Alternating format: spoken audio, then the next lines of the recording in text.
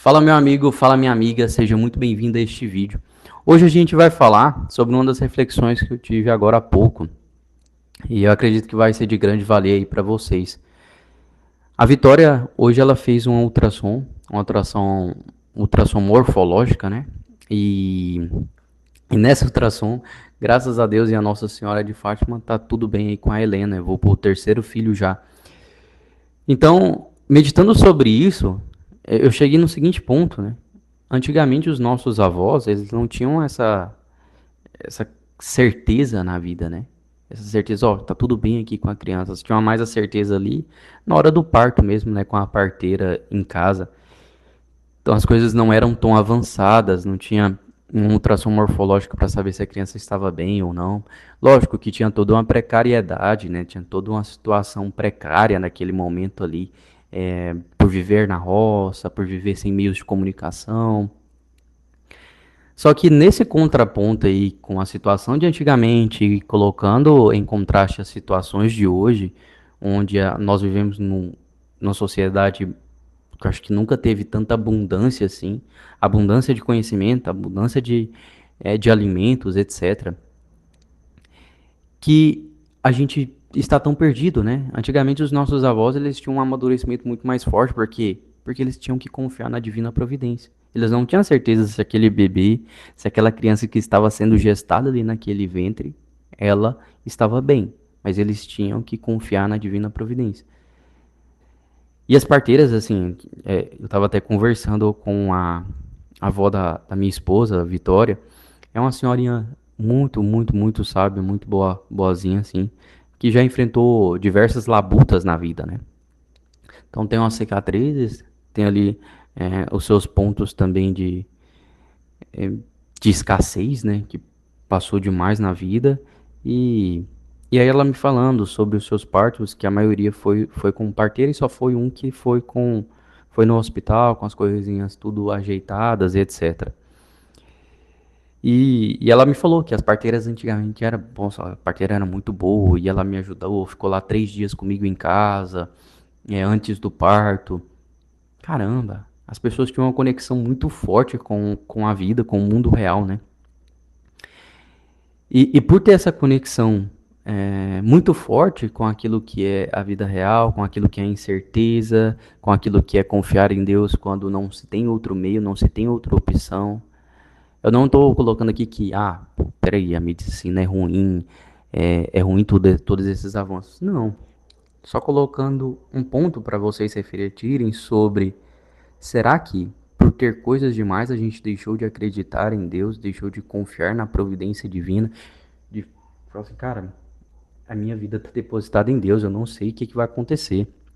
O meu avô mesmo, eu gosto bastante do meu avô, é um pai para mim.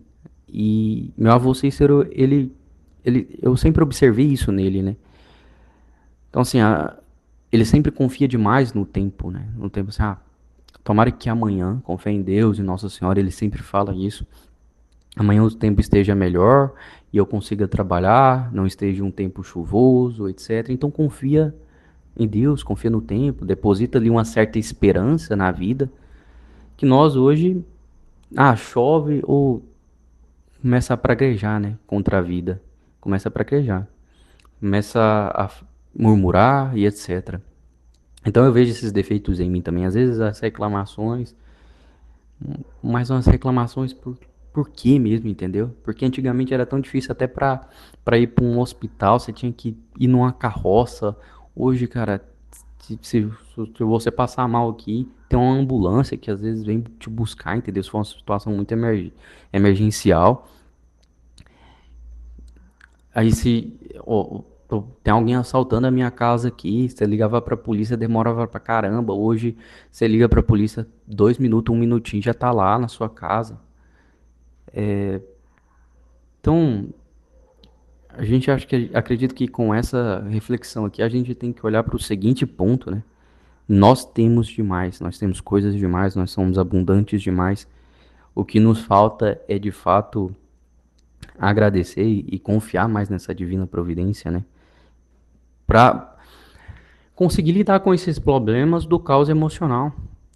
E por ter coisas demais, a gente consegue ver diversas possibilidades de vida. Então, meu avô, antigamente, por não ter um smartphone, por sempre estar trabalhando ali na roça, tinha mais contato com as pessoas, tinha uma comunicação, assim, mais palpável, né? Ó, qual que é o problema que você está passando? Ah, tal fulano aqui já passou por tal cenário. Hoje não. Hoje a gente vê ali as pessoas com idolatria muito grande pelo dinheiro, com sucesso rápido. E aí a gente olha para aquilo dali nas redes sociais e fala assim, ah, caramba, isso daqui é uma realidade possível. Só que às vezes não é, entendeu? Às vezes o sujeito ele tem que olhar para a sua realidade e falar assim, cara, eu tenho o melhor dentro das condições que eu tenho e eu preciso, né, logicamente, lapidar, aprimorar muito mais. Só que se fosse antigamente, as pessoas elas, sabe, não pensavam muito assim. Ah, eu tenho que ser, sei lá, tipo, tem que ser um nômade digital e viajar o mundo. Não, no máximo que eles pensavam é pensar, eu preciso viajar a tal parente que mora é, muito distante, né? E era toda uma situação de dificuldade, e essas dificuldades elas fazem as pessoas crescerem. Elas forçam, né? Elas forçam as pessoas a crescerem. O meu avô ele começou a trabalhar muito novo, a avó da minha esposa também. Ela começou a trabalhar muito nova.